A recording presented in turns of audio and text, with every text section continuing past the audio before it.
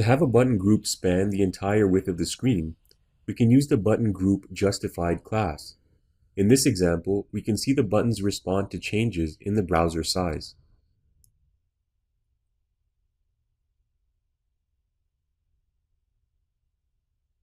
The buttons expand and contract as the browser shrinks and expands.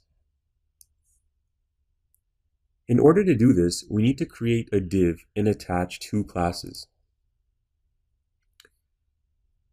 This is our block of code for the button group, and we've started with a div element. We've attached two classes to this div element, button group and button group justified. Inside the div, it's easiest to create each button using a link element.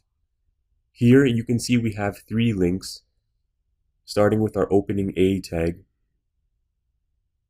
And each link has the button and button primary class attached. And of course, the button label. So we've done this for the remaining buttons as well, home, company, and contact. And you can see them all here.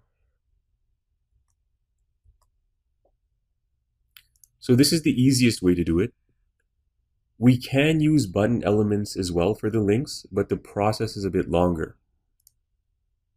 So this second block of code pertains to this button group here, the second one. And this time we've used button elements instead of link elements. So in order to do this, first we need to create a div and give it the button group and button group justified class, just as we did before. But this time we also have to nest each button element inside its own div.